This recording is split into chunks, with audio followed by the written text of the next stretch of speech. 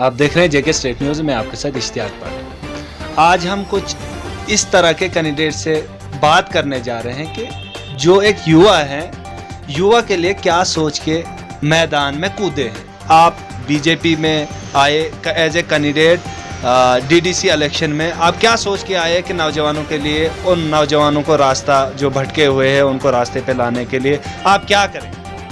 इश्तियाक भाई, आपका बहुत बहुत शुक्रिया। आपने हमारे लिए वक्त निकाला। युवाओं का जो मसला है हमारे कहरा जक्यास ब्लॉक में, यहाँ बहुत बेरोज़गारी है। बेरोज़गार नौजवान कम से कम 80% पढ़े लिखे नौजवान जो हैं वो बेरोज़गार हैं। और मेरी यही कोशिश रही है, अगर मैं यहाँ से जीत के जाता हूँ तो सबसे ज़्यादा मेरा नौजवानों पे फोकस होगा, उनके फ्यूचर के बारे में फोकस होगा। आपकी क्या सोच रहेगी अगर आप नौजवानों के लिए इतना कुछ करेंगे? जो पीछे हुआ, क्योंकि ये जो कॉन्स्टिट्यूंसी है ये फार फ्लंग एरिया पे है। इस कॉन्स्टिट्यूंसी में कुछ एरिया ऐसे भी हैं जो रोड कनेक्टिविटी से महरूम है, और कुछ एरिया ऐसे हैं जो बिजली से महरूम है। उस हवाले से क्या बताएंगे इस कॉन्स्टिट्यूंसी? देखिए सर, 70 सालों से यहाँ तो बीजेपी का कोई न प्रत्याशी था।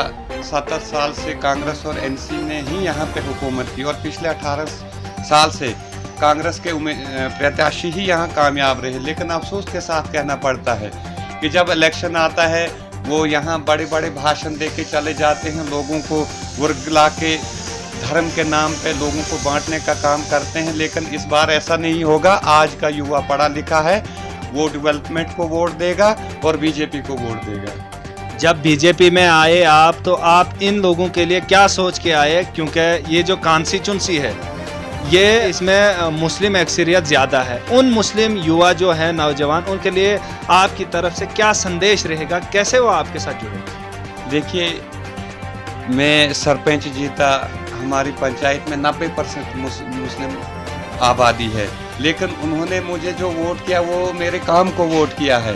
इसी तरह से मैं कहरा और जक्यास की कॉन्स्टिट्यूंसी के युवाओं से गुजारिश करता हूँ कि वो अपने फ्यूचर को देख के वोट दें, क्योंकि जो सरकार हमारी है अभी, जो ये लोग दावे करते हैं, ना इनका आगे कोई है ना पीछे कोई है।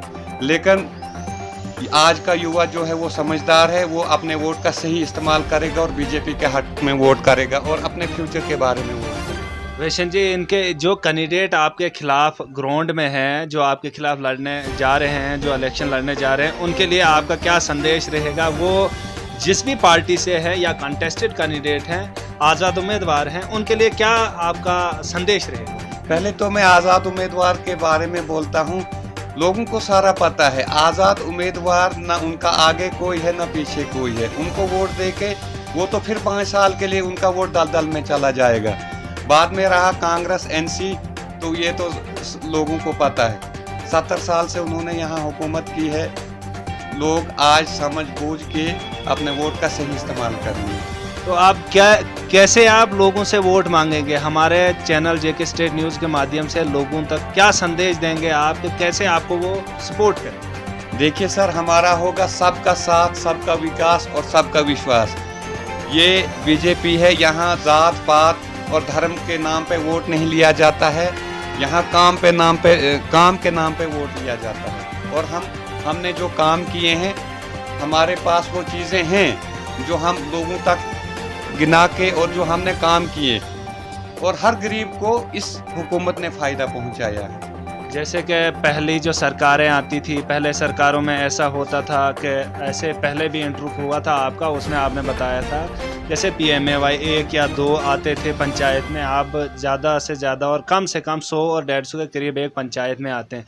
क्या वो उन गरीब लोगों को मिलते हैं? इसके बारे में आपने क्या आपके उनके लिए जो कुछ ऐसे लोगों को मिलते हैं जिससे गरीबों को इग्नोर किया जाता है, उसके हवाले से क्या आप बताएंगे आप एडमिनिस्ट्रेशन? देखिए, 2011 में एक सेंसस हुई थी। 2011 में PMAY में जो नाम चढ़ाए गए थे, लेकिन वहाँ भी पिक एंड चूज किया गया था।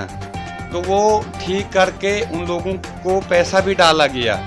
इनमें PMAY में। उसके बाद हमारी हुकूमत ने सोचा कि जो गरीब है वो वहाँ का वहाँ है, और उसके लिए हमने आवास प्लस स्कीम निकाली, और उसमें अभी 200 250 हर पंचायत में नए मकान जो है वो सेंक्शन हुए हैं, और डायरेक्ट उनके खाते में पैसा जाएगा, कोई बिचौलिया बीच में नहीं रहेगा। अगर 1 रुपया आएगा वो सीधा ही गरीब के अकाउंट में जाएगा। ये एडमिनिस्ट्रेशन के लिए आपका क्या संदेश रहेगा? ऐसा सुना जा रहा है कि कुछ गरीबों के मकान काटे गए हैं और कुछ लोगों के ऐसे लोगों को मकान दिए गए हैं जो उसके मुस्तहब नहीं है, और कुछ गरीब ऐसे हैं जिनका मकान की पेमेंट रोक दी जाती है, या उनकी पेमेंट उनको कहा जाता है कि आप 30,000 या 25,000 कमीशन दो फिर जाके होगा। आपका क्या संदेश रहेगा?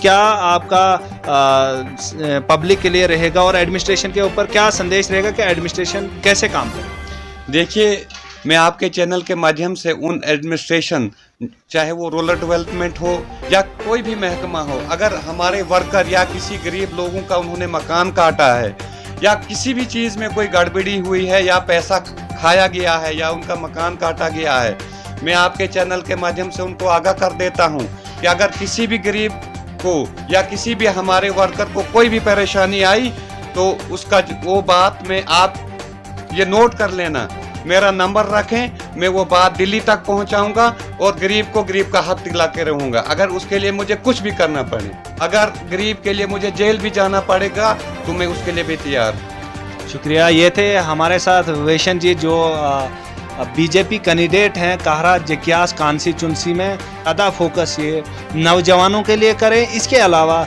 इनका खासकर ये पैगाम है एडमिनिस्ट्रेशन को कि अगर इनके किसी वर्कर या किसी भी गरीब को किसी भी किस्म की कोई भी प्रॉब्लम आ जाए तो उनके खिलाफ कड़ा एक्शन लिया जाएगा और उसकी बात को दिल्ली तक पहुंचाया जाएगा। Subscribe our channel and please hit the bell icon so you never miss an update.